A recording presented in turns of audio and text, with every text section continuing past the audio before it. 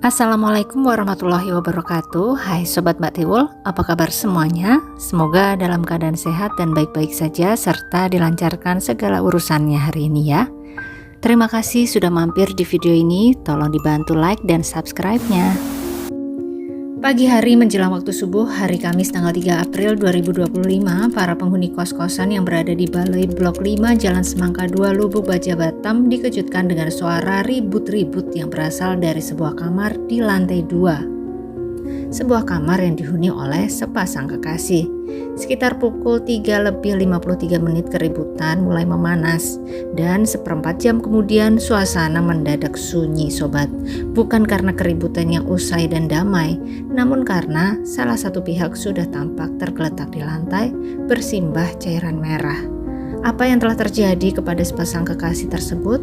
Kita simak video ini sampai akhir ya sobat.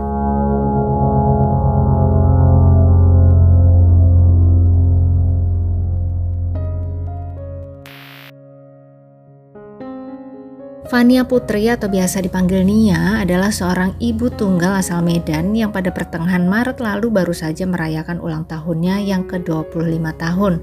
Wajahnya cantik, kulit putih dengan postur tubuh yang mungil, dan teman-teman di sekitarnya mengenal Nia ini sebagai pribadi yang baik, ceria, mudah bergaul, serta pekerja keras. Sejak beberapa waktu lalu, Nia memutuskan untuk merantau ke Batam. Dia bertekad ingin mencari kehidupan yang lebih layak bagi keluarganya. Di Batam, Nia tinggal seorang diri di sebuah kos-kosan sederhana. Kos tersebut terdiri dari 2 lantai dan memiliki 12 kamar. Nia menghuni sebuah kamar di lantai 2. Beberapa dari penghuni kos memiliki profesi yang sama dengannya, yaitu menjadi seorang pemandu lagu atau LC. Iya betul sobat, selama di Batam ternyata Nia memilih untuk menjadi pemandu lagu di sebuah karaoke. Gajinya tidak begitu besar, hanya sekitar 2 juta rupiah katanya. Tapi mungkin bonus-bonusnya cukup besar hingga membuatnya bisa bertahan hidup di kota Batam yang biaya hidupnya dikenal cukup tinggi, mengingat lokasinya diapit oleh negara tetangga yaitu Malaysia dan juga Singapura.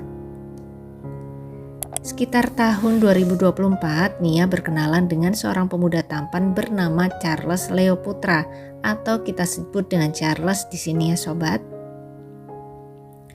Charles adalah seorang pria berperawakan tinggi besar dengan wajah yang cukup tampan, sehingga walau usianya jauh di atas Nia yaitu 36 tahun, masih sanggup membuat Nia terpesona. Setelah berkenalan dan merasa cocok, akhirnya Nia pun berpacaran dengan Charles.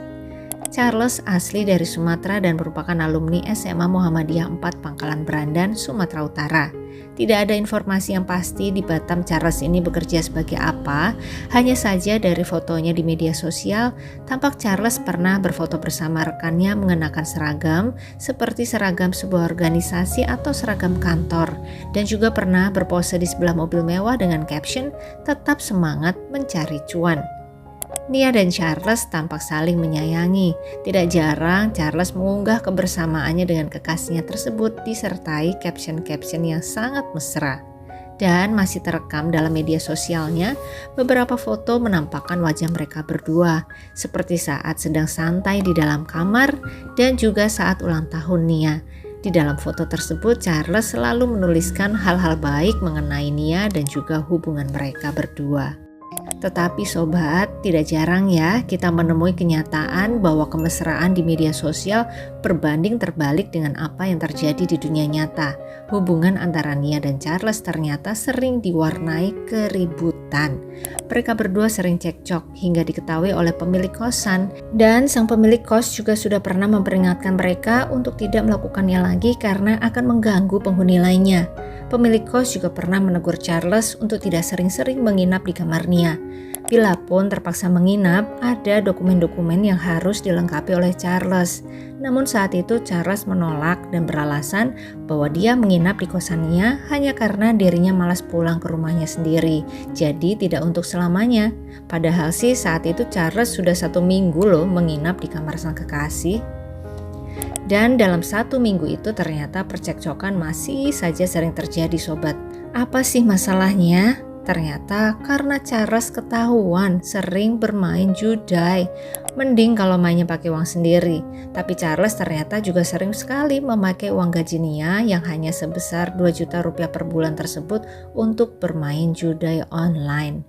Tentu saja hal ini membuat Nia kerap gusar kepada Charles. Seperti yang terjadi pada dini hari Kamis tanggal 3 April 2025 lalu, setelah semalaman mereka menghabiskan waktu di sebuah klub malam, mereka berdua pulang dengan kondisi sedikit mabora. Di tengah-tengah perjalanan pulang, mereka pun kembali cekcok. Bahkan Charles sempat menakut-nakuti Nia dengan mengendarai motor dengan asal-asalan. Gas-gas kencang sampai Nia hampir saja terjatuh dari motor. Mereka kembali meributkan kebiasaan judai si Charles ini. Keributan pun terus berlanjut sampai di dalam kamar kosan Nia dan akhirnya memanas di sekitar pukul 3:53 menit. Sampai membuat penghuni kamar sebelah yang bernama Laura dan Ibnu terkejut sobat. Belum selesai terkejutnya mereka, suara keributan kemudian beralih keluar kamar. Laura spontan ikut keluar kamar karena suasana tampaknya sudah semakin genting. Benar saja dugaan Laura, Nia dan Charles sudah semakin meninggi emosinya masing-masing. Mereka memperebutkan sebuah plastik biru dan tampak sebuah pisau dapur warna pink di tangan Nia. Laura menjadi ketakutan. Dengan segenap tenaga dia berusaha memegangi tangan Nia sembari berkata, "Sudah kakak, sudah kakak," dan meminta Charles untuk segera pergi menjauh dan keluar dari kos-kosan. Charles sempat berlari ke arah pintu hendak ke lantai bawah, tapi Nia yang tampaknya sudah gelap mata ditambah lagi sedang sedikit mabora mendorong Laura dengan sangat kuat sampai Laura terjatuh dan dengan cepat dia berlari menuju ke Charles dan akhirnya Nia dengan sekuat tenaganya menyerangkan sajam yang sedari tadi dia pegang ke dada kiri Charles. Charles menjadi sangat terkejut. Dengan penuh kesadaran dia berteriak, "Tolong, dada saya, dada saya." Sembari lari menuruni tangga menuju ke lantai 1. Dan setibanya di lantai 1 kosan, tubuh pria tersebut tidak lagi dapat bertahan kemudian terjatuh ke lantai. Nia, Laura, dan beberapa penghuni kosan yang terbangun segera berusaha menolong pemuda tersebut.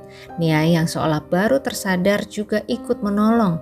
Akhirnya mereka bawa tubuh Charles ke rumah sakit Elizabeth Batam untuk mendapatkan pertolongan. Namun sayang sobat, setibanya di rumah sakit, pihak medis menyatakan bahwa Charles Leo Putra tidak bisa diselamatkan lagi dan diduga telah kehilangan nyawanya saat dalam perjalanan. Polsek Lubuk Baja yang telah menerima laporan mengenai kejadian ini pun segera menuju ke rumah sakit Elizabeth dan langsung mengamankan Nia yang tampak pasrah dan tidak melawan sama sekali saat itu. Nia pun dibawa ke polsek untuk dimintai keterangan, sementara itu tubuh Charles dibawa ke rumah sakit Bayangkara untuk diotopsi.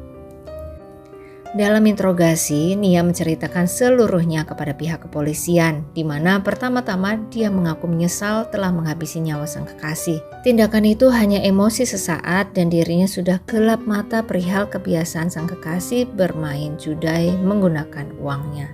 Selain itu, dalam keributan dini hari tadi, Nia juga ternyata menerima beberapa serangan yang dianggap membahayakan nyawanya. Charles menjerat leher Nia dengan tangannya, sehingga setelah bisa melepaskan diri dari jeratan tersebut, Nia menjadi gelap mata dan mengambil pisau dapur di atas meja, kemudian terjadilah penyerangan kepada Charles tersebut. Namun setelah tersadar, dirinya jugalah yang membawa Charles ke rumah sakit untuk mendapatkan pertolongan. Tapi sayang ternyata serangan yang dilakukan oleh Nia mengarah ke bagian vital Charles, yaitu dekat dengan jantung. Dan hal inilah yang kemudian dengan cepat merenggut nyawa pemuda tersebut. Atas tindakannya ini, Fania Putri pun dijerat dengan pasal 351 ayat 3 dengan ancaman hukuman 7 tahun penjara. Bagaimana sobat pendapatnya mengenai kasus ini dan sudah pantaskah ancaman hukuman yang diterima Nia?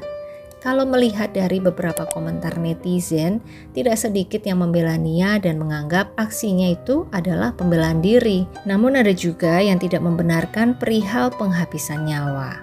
Nah, kalau sobat Mbak Tiwul sendiri gimana nih? Boleh tulis pendapatnya di kolom komentar ya. Dan Mbak Tiwul turut berduka atas kepergian korban. Semoga keluarga dan rekan-rekan korban senantiasa diberi ketabahan juga kekuatan dalam menghadapi ujian ini. Amin. Terima kasih buat sobat semua yang menyimak sampai akhir. Jangan lupa like-nya dan sampai ketemu lagi di kisah-kisah selanjutnya. Selamat beraktivitas kembali. Wassalamualaikum warahmatullahi wabarakatuh.